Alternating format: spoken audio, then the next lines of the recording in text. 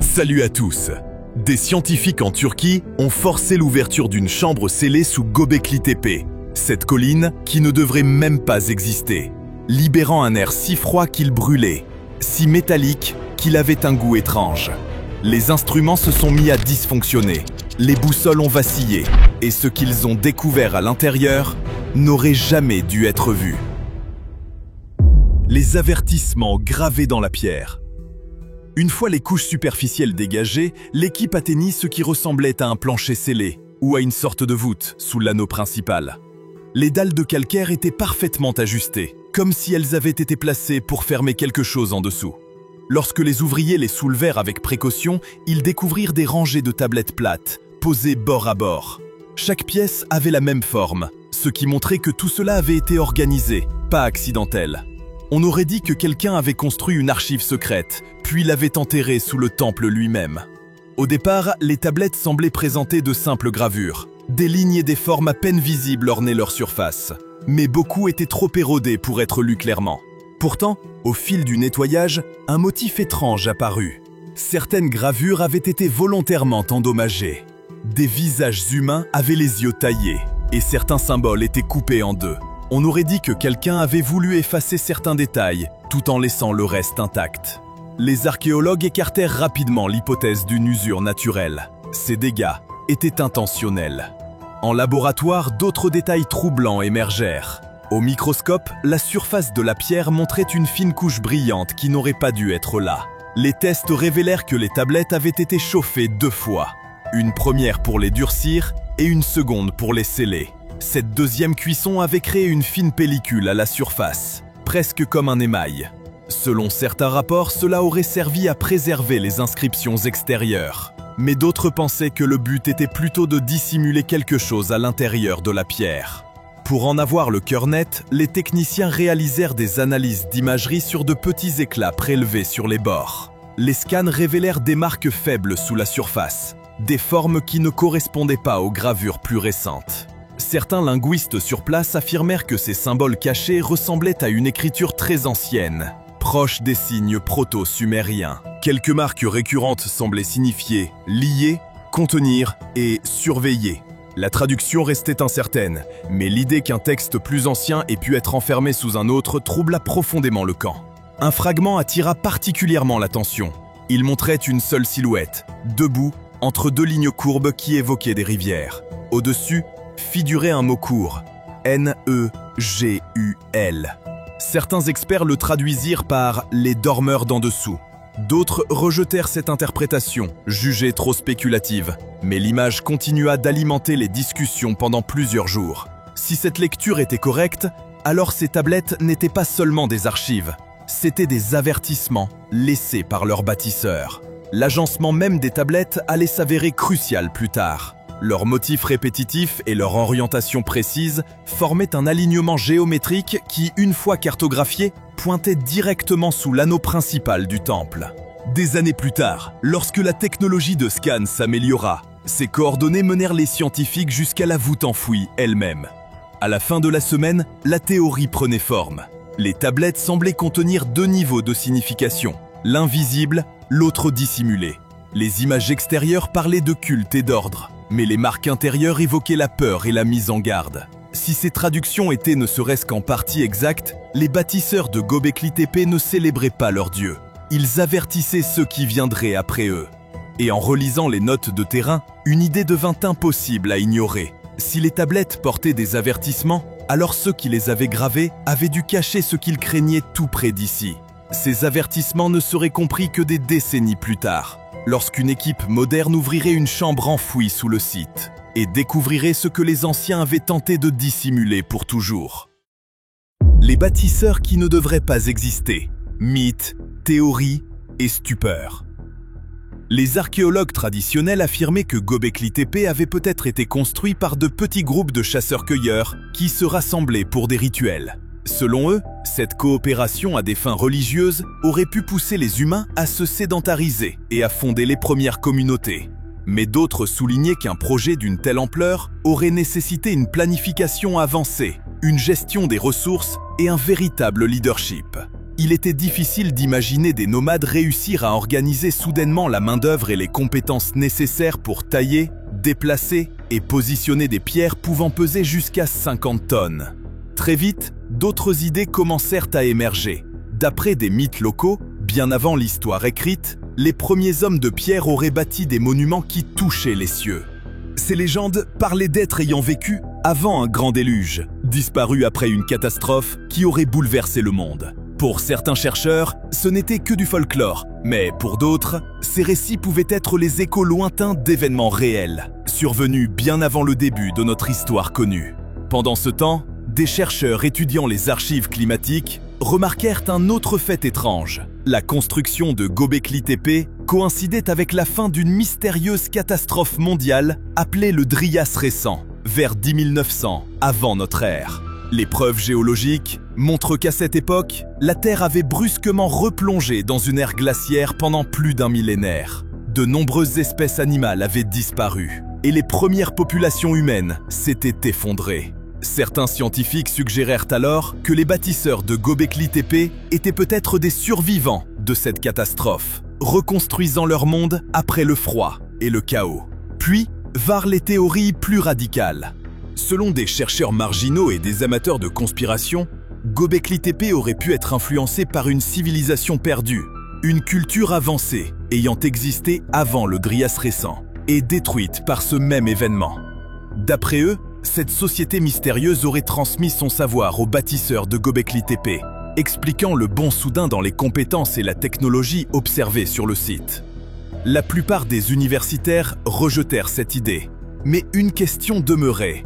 Comment des peuples de l'âge de pierre avaient-ils pu accomplir quelque chose qui ressemblait davantage à l'œuvre d'architecte qu'à celle de chasseurs? Même les modélisations informatiques ne parvenaient pas à l'expliquer totalement. Les tests montraient que tailler et ériger de telles pierres avec des outils néolithiques aurait exigé des décennies de travail continu, impliquant la coordination de centaines de personnes. La nouvelle équipe finit par admettre que le site paraissait trop parfait pour son époque supposée. Ils commencèrent à soupçonner que Göbekli Tepe ne marquait peut-être pas le début de la civilisation, mais plutôt la dernière trace de quelque chose qui l'avait précédé. Alors que les débats envahissaient les universités et les journaux, les chercheurs comprirent qu'aucune spéculation ne suffirait à résoudre ce mystère. Si Göbekli Tepe cachait vraiment l'histoire d'une civilisation plus ancienne, la preuve devait se trouver sous sa surface. C'est ainsi que l'équipe décida de creuser plus profondément dans les couches scellées que personne n'avait touchées depuis 12 000 ans. La colline qui ne devrait pas exister. Lorsqu'une équipe de scientifiques du sud-est de la Turquie perça une voûte scellée sous Göbekli Tepe, elle s'attendait à tomber sur une chambre vide remplie de gravats et d'argile. Au lieu de cela, ils découvrirent quelque chose qui les fit s'arrêter, silencieux, stupéfaits. L'équipe comprit rapidement qu'il ne s'agissait ni d'un tombeau, ni d'un sanctuaire. C'était bien plus ancien.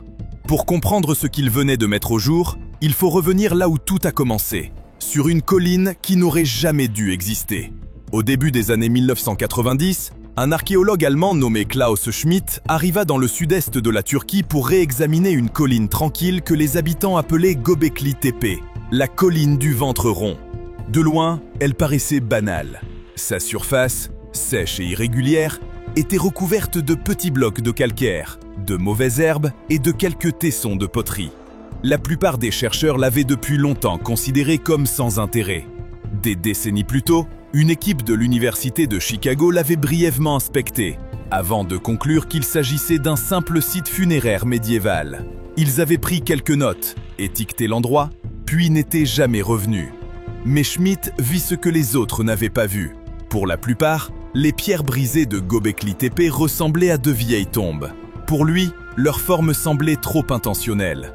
Certaines présentaient des bords lisses et des surfaces planes qui ne correspondaient pas à de la roche naturelle.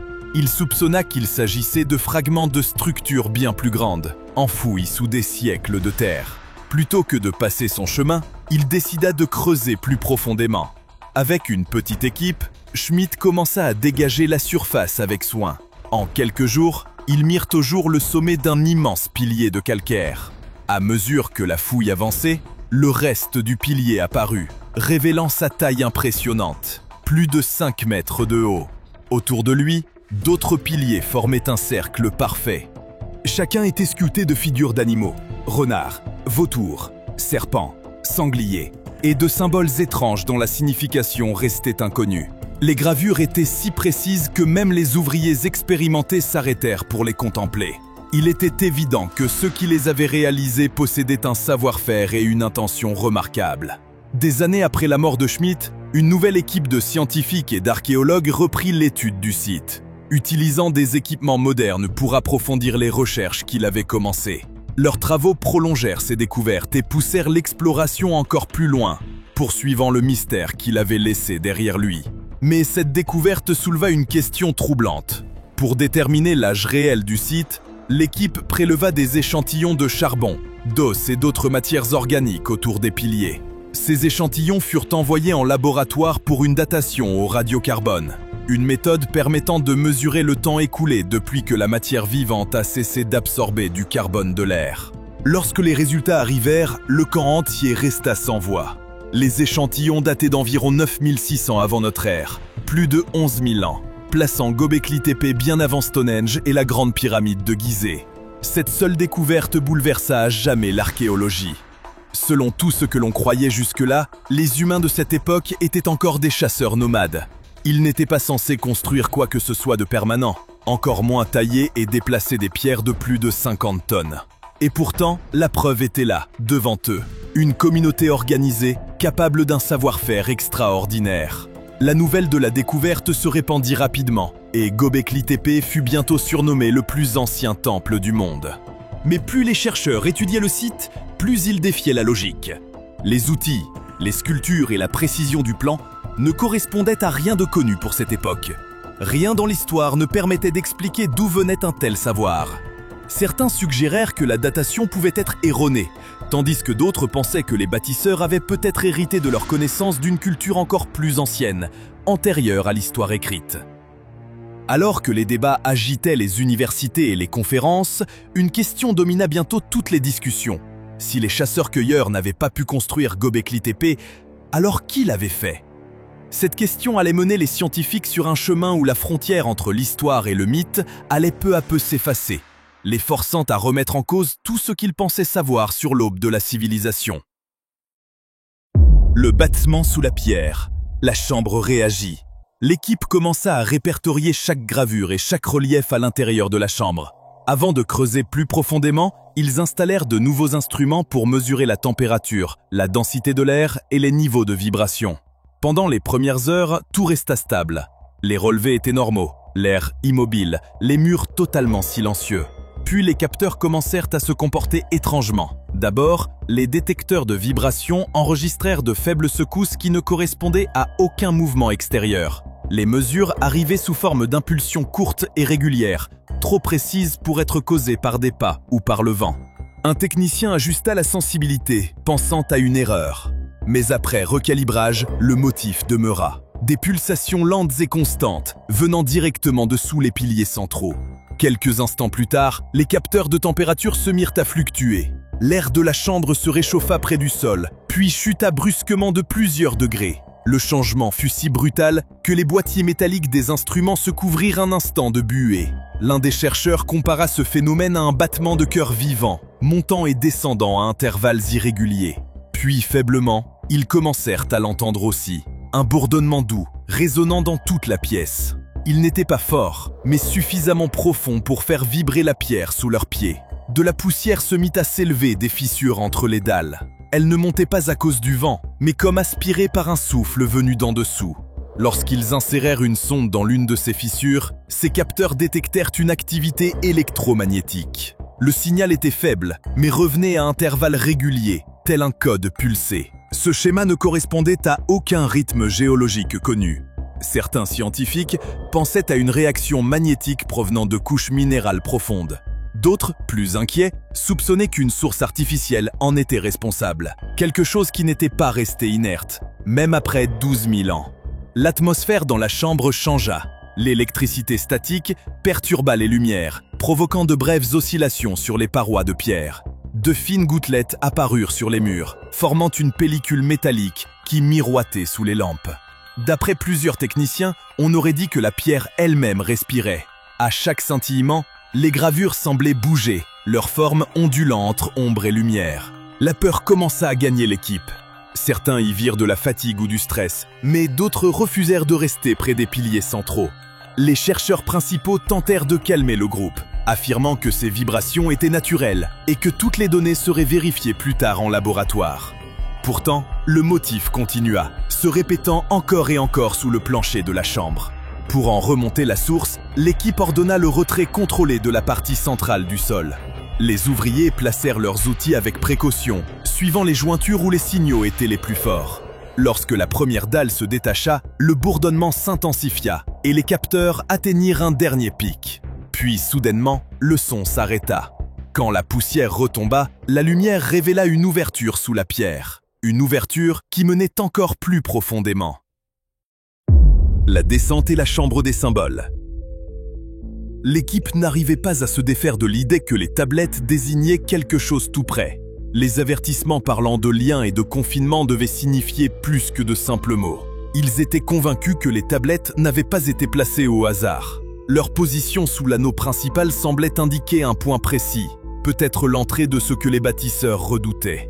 Les chercheurs décidèrent donc de scanner le sol juste en dessous, à la recherche d'une structure cachée sous la plateforme de pierre. Après plusieurs jours de travail continu, les appareils révélèrent une anomalie.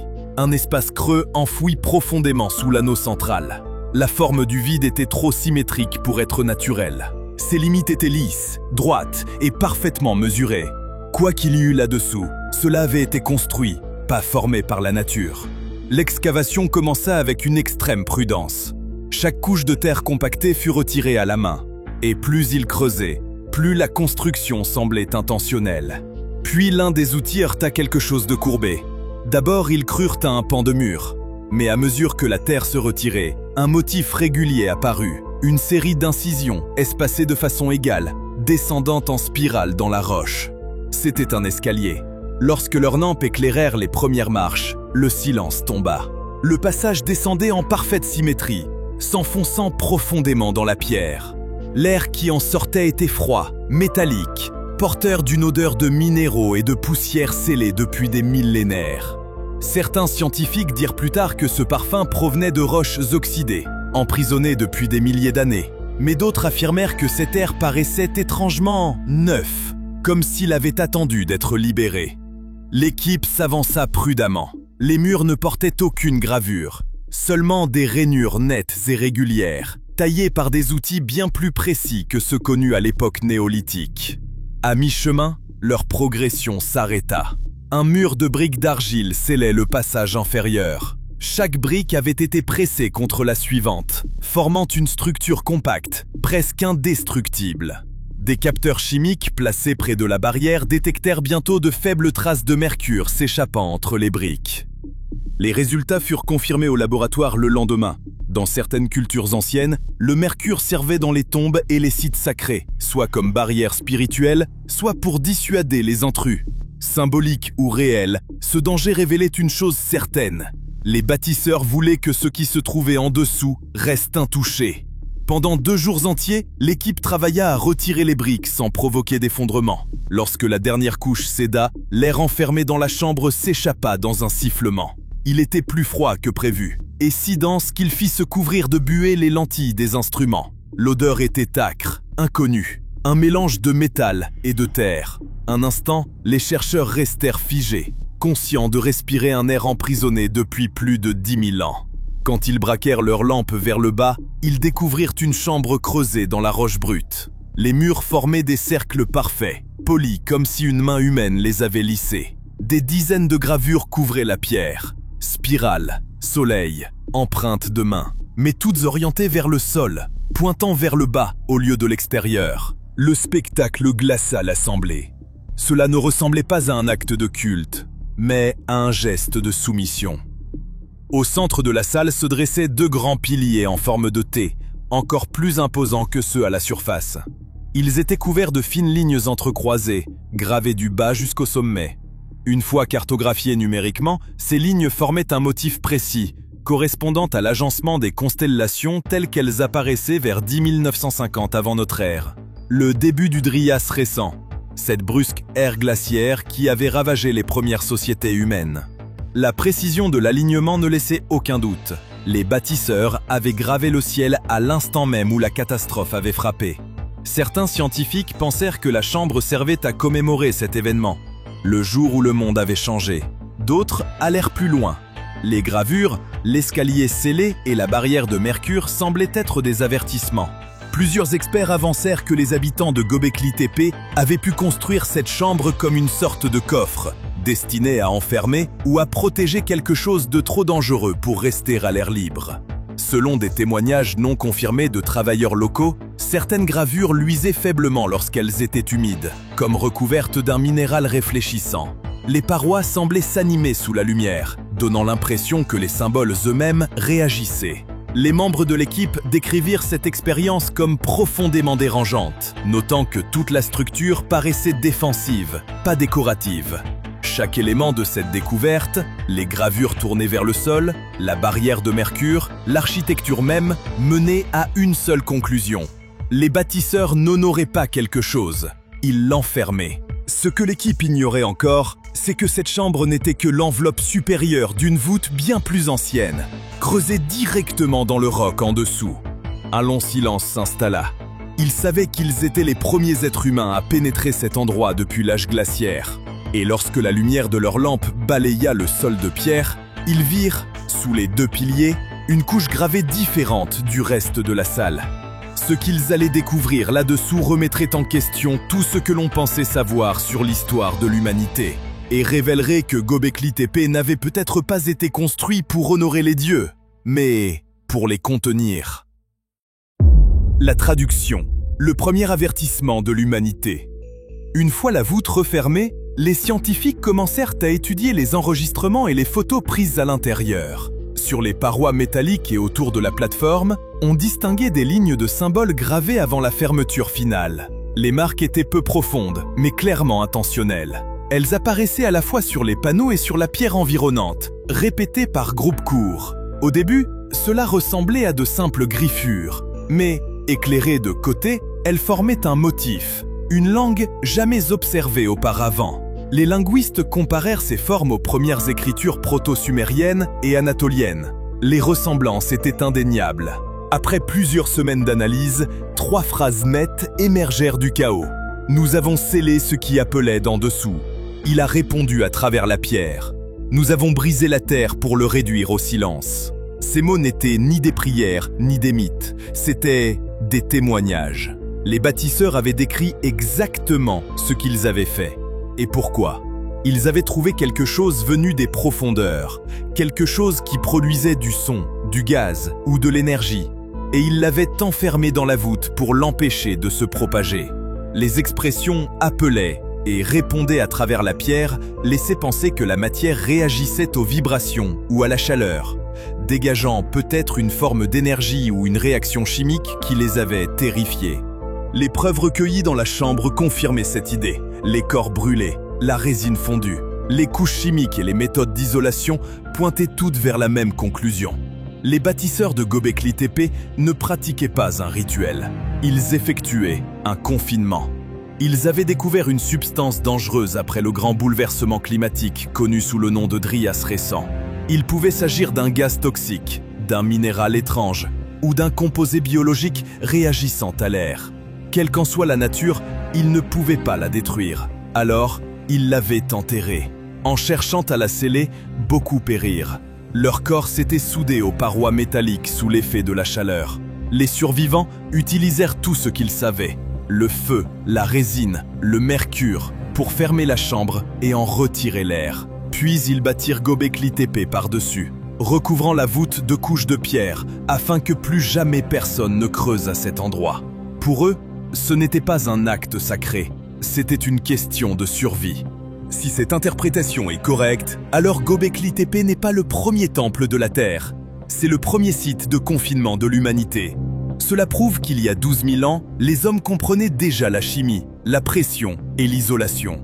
Ils avaient utilisé la science pour se protéger d'une menace qu'ils ne pouvaient expliquer. Le premier monument de l'humanité n'a pas été construit pour atteindre les dieux, mais pour retenir sous terre quelque chose de mortel. Avant même que la civilisation ne commence, la première grande invention de l'humanité fut la peur et la sagesse de la sceller à jamais. Et vous, que pensez-vous que les bâtisseurs de Göbekli Tepe essayaient de nous dire? La voûte était-elle un mythe, une machine, ou un message destiné à rester enfoui? Voûte elle-même, ce qu'ils ont découvert. Quand l'équipe atteignit enfin le mur inférieur de la chambre, la lumière de leur lampe révéla quelque chose à quoi personne n'était préparé. Sous la pierre gravée se trouvait le bord d'une immense voûte carrée, métallique, glaciale, parfaitement préservée. Sa surface renvoyait la lumière en reflets ondulants, comme si de l'huile avait autrefois été pressée dans chaque jointure. Elle s'étendait d'un mur à l'autre, plus vaste que tout ce qu'ils avaient mis au jour jusque-là. L'air devint plus lourd quand les ouvriers réalisèrent ce qu'ils voyaient. Ce n'était pas une chambre de pierre. C'était une structure conçue, façonnée. La voûte avait été construite directement dans le socle rocheux. Chaque joint autour d'elle semblait fondu. Sous microscope, le métal apparaissait soudé à la roche, comme si une chaleur extrême avait été utilisée pour la sceller définitivement. Il n'y avait ni charnière, ni poignée, ni aucune trace indiquant qu'elle ait jamais été destinée à s'ouvrir. Cela ne ressemblait pas à une porte, mais à une prison.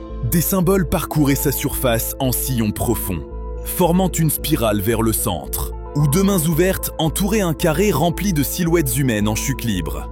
Ces mêmes symboles avaient été retrouvés sur les tablettes endommagées découvertes plus haut, mais ici, ils étaient intacts. Certains y voyaient un signe de protection, d'autres un avertissement. Il fallut plusieurs heures avant de tenter la première ouverture.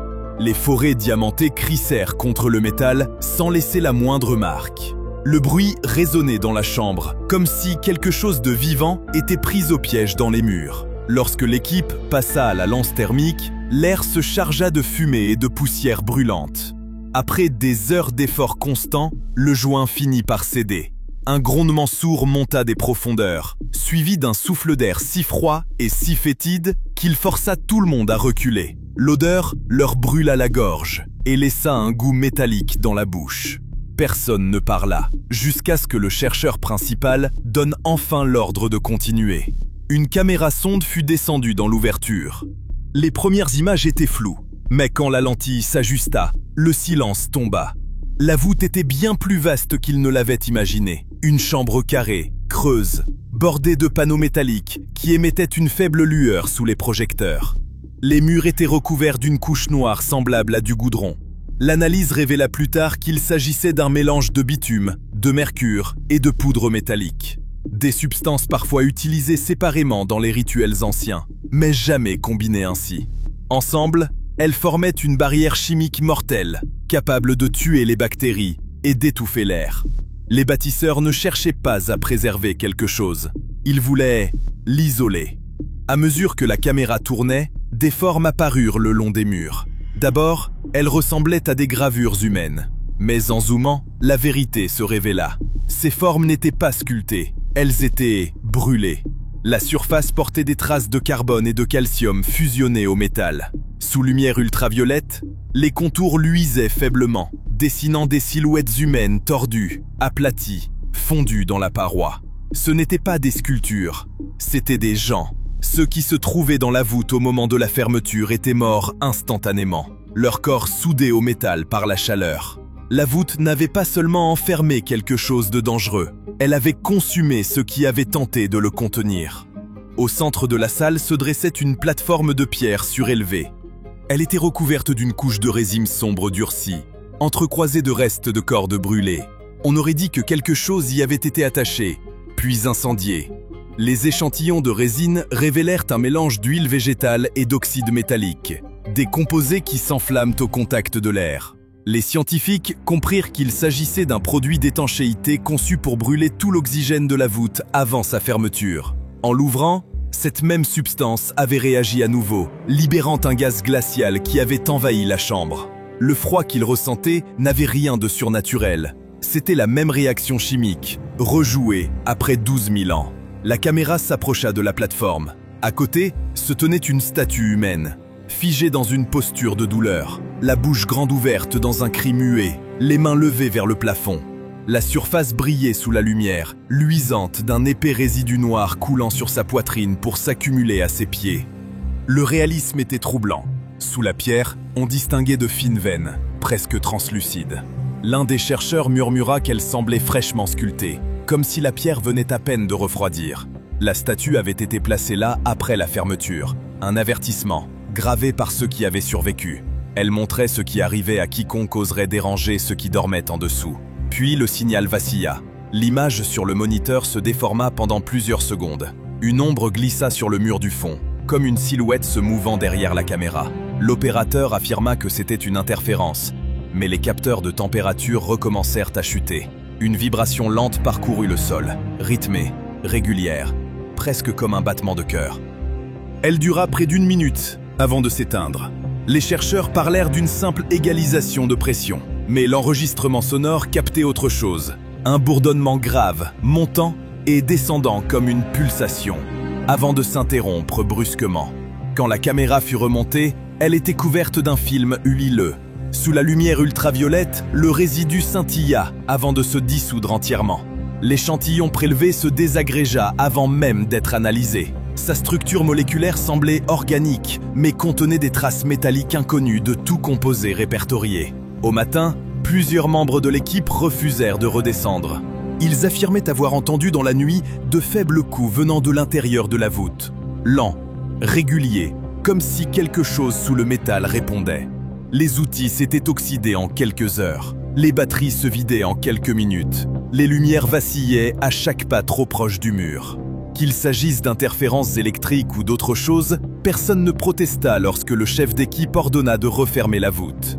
En quelques jours, le ministère turc de la Culture déclara le site zone restreinte. La chambre inférieure fut comblée d'argile et renforcée de pierre. Officiellement, on parla de mesures de sécurité. Officieusement, tous savaient que c'était un geste de miséricorde. La voûte fut à nouveau ensevelie, exactement comme elle l'avait été pendant 12 000 ans.